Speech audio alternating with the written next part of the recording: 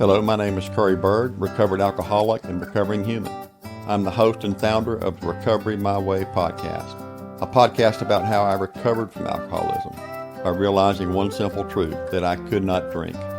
As a result of this moment of clarity, I have not found it necessary to drink alcohol to change the way I feel since July the 20th of 1997. I am also the co-founder of the Freedom Through Choice Foundation, a nonprofit that focuses on helping humanity reclaim their personal power and to realize the power of their own choices and how choices affect their life every day. I have also come to know that I am not special, unique, or different just because I drank irresponsibly. I am no different than anyone that I have met or will ever meet because of this. I am on my personal journey just as you are, the human journey.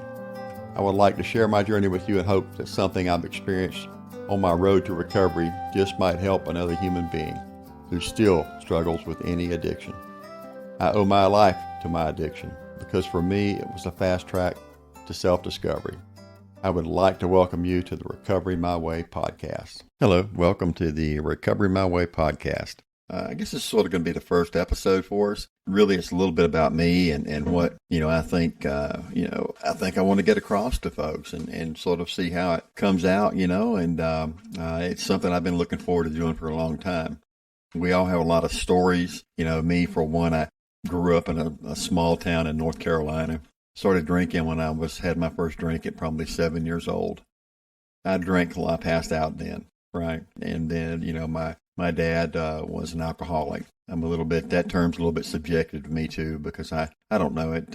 It's a label, but he drank a lot, and he passed away when I was very young. A couple of years after I started my first drinking bout. I drank pretty hard and almost every day until, July the 20th of 1997. So I'm about 60 years old now, and it was quite a long time. Went through the first marriage, and it was rocky, and I was drinking and partaking in other kinds of recreational items that usually lead down another path. But alcohol was always a thing for me, and whether it's food or drugs or whatever it is, video games, there's always you're trying to find a way to mask or fill a void that only you can fill. What is spiritual growth and just wanting to be a better human being. The podcast itself, it's going to be about, a lot. I really don't want to dwell in the past. One of my sayings, I think, I coined is the recovered alcoholic and recovering human. Being a human being on this planet is one of the toughest things you'll ever do. We've all got things that we grew up with, that we went through, and a lot of people call it, you're predisposed to addictions or predisposed to certain things, and to me, I never really bought into that either. To me, I was pre-exposed to behaviors and beliefs that were someone else's. And I happened to be there as a young sponge to absorb those things without any kind of guidance, thinking that was the normal thing to do. And it's just not, and those things carried into my young adulthood and through up till 1997 when I was in my mid-30s. The thing that really, my aha moment was, when my father passed away, I was 9 years old and I found him dead on the couch. And that was something that really, I did not realize it at the time, but it's pretty darn traumatic. So that's how it sort of started out. And ironically, that's how it ended, because I was, mid-30s, like I say, and my youngest son was a year and a half, a little over a year, maybe not a year and a half quite. And I was drinking like crazy, and it just wasn't working. It was just, work was going crazy. Everything was just going to hell in a handbasket. And so I was sitting on a stoop, and this is a real condensed version. I'll talk about some of it later, as our podcast progresses. But, I was sitting there on a stoop of a friend, and with a half a gallon of vodka. And, I was a beer person, and I never really drank liquor because it made me feel like crap, and I don't like feeling like crap. So I'm sitting there, and I'm thinking about my son, and I'm in, the drill. You're trying to hide, you want to mask what you're feeling. You're trying to recapture that one moment in time that when you drank your first beer, when you felt like all was well with the world and your chi was balanced and your shit was grooving, right? Well, I wasn't able to find that anymore. I think that's what, the journey is. You're trying to recapture that moment, relive that moment from that first drinking. So I'm sitting there on the stoop, and for just that one sweet spot, I sat there and I saw myself as my father, and I saw my son as me.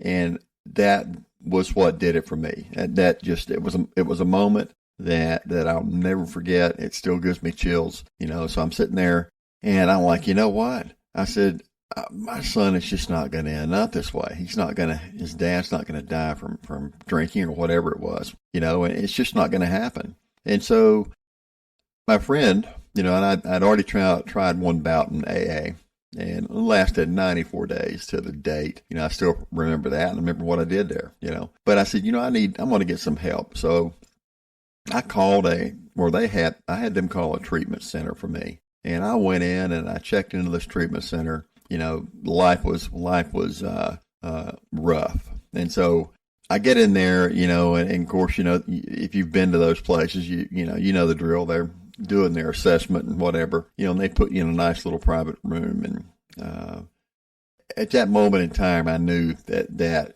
it was going to be rough, but I was done with the drinking and all that kind of stuff. And so I'm sitting there in my room, and of course they give you, I forgot what it is they give you to help you, whatever, right? If you're going to be, going DTs or withdrawals or whatever it is. And I forgot the name of the drug, but of course they said, well, we're going to give it to you sooner, right? And, because, you're being pretty cooperative, right? So they said it was going to be 11 o'clock at night. And so I'm sitting there and I'm waiting. It's like 11:15. So I'm in my room and I'm waiting on these people to bring me my dosage of whatever this stuff was. And I got upset. So I go down to the nurse's station and I said, you were supposed to bring my dose of whatever it is, right? And I said, why didn't you bring it? What's going on? Well, we'll get to it. And so I go back to my room and I'm just huffing and puffing. And it's just sort of weird. For that one, there was a moment there that I just had a flash and I saw what was going on. I saw the years of repetitive behavior where I go back and forth over and over, doing the same thing. And I saw it, and it was just a moment of clarity for me.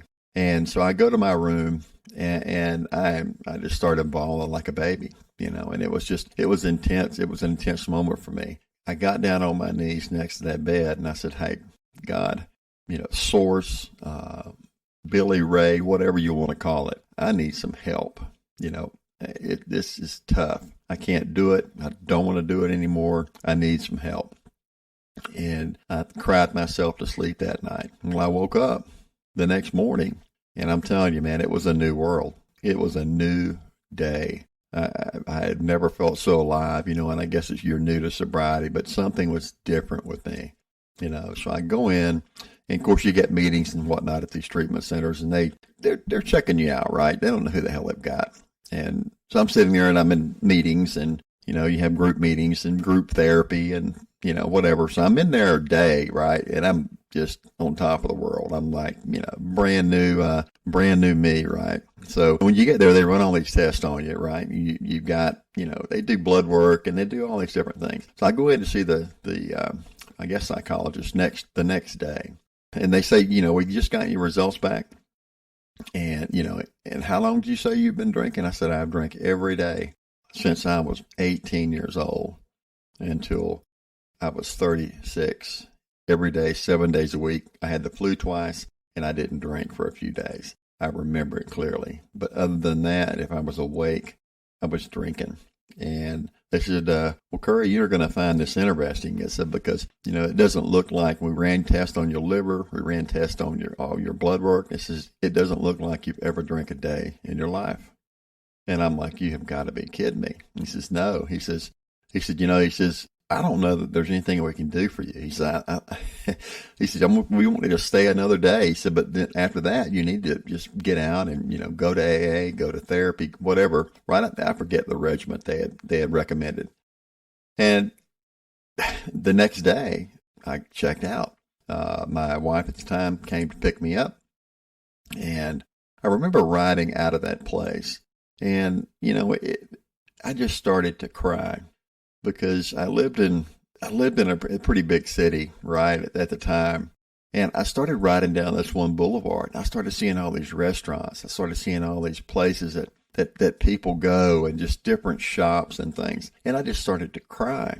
And I said, oh my God, where have I been? At that point, I'd been all over the world, and here I am spending, I'd spent the last 10, 15 years at this place, and I never left my home. I went to work, I stopped by, I got something to drink, I went home, and it was same story, different day, over and over and over.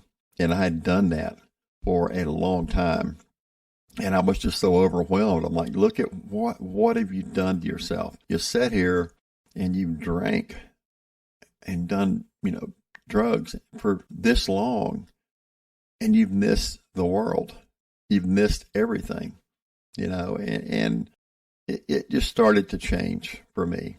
That was a big moment in time for me. I have not had a drink since that day. And there are some days that are sort of interesting, and, still, after, almost 24 years sobriety today, but it's not like drinking. I don't miss drinking. I don't miss doing drugs. I don't miss anything but being an asshole and selfish and self-centered. I miss that, or I don't miss that. Oops. So I still have those days, I've recovered. I don't drink. Alcohol doesn't have anything over me again. I'm just a recovering human being now. I'm recovering from choices that I made while I was drinking, as a result of growing up pre-exposed to things that were just, to some people, are just absolutely insane. Why does that environment, exist for a child, right? And so I'm recovering from that, and that's what I want this podcast to be about. It's about life after alcohol or drugs.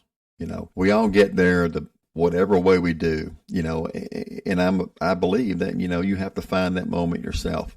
Sometimes intervention works for people, other ways work for people. But for me, I just had enough, and so for me, let's focus on what happens now, things that I go through during the day, whatever I want to talk about. I want to talk about being a human, and just trying to be a better person every day. I still wake up with a desire to be a better person than I was yesterday. And sometimes I take a step back. Sometimes I take 5 steps forward and 15 steps back. But I keep moving, and I don't drink, or I don't do drugs. And life is absolutely wonderful. I can't imagine it any other way. So this podcast is about life. It's about life, about being human, and which we all have that condition, right? So how do we muddle through it? How do these things, that we did in the past still, control our life, and still, to this day, slide right in there when we least expect it? We know that we've got more to work with, and to work on, which will never stop for me. It's going to be a long time. I remember a guy I met in AA, and he said, how long did you drink? I said, well, almost 19 years. He said, how old are you now? I said, well, I'm 36. And he said, it took you 36 years to get like this. He says, so don't think in, 4 or 5 years you're going to be done with it. And he says, it's probably going to take you another 36 years to undo the mess that you've done in your mind during those times. But I'll tell you this, I'm grateful. I've been wanting to start this podcast for a long time, and I'm going to enjoy talking about these things, and I look forward to it. And I want everyone to feel welcome, and I look forward to sharing myself with you, and just let you know that there's more out there than drinking, doing drugs, or whatever it is. Any kind of thing that you think you can't live without, trust me, you can. So I hope this is sort of my first episode, and I look forward to sharing many more days with you in the coming months and for a long time. So thank you very much for listening, and have a beautiful day. And it's a good day to be sober. Thank you, and thank you for listening.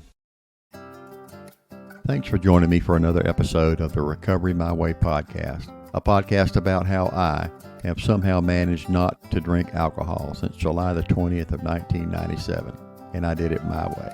So until we meet again, take care and safe travels.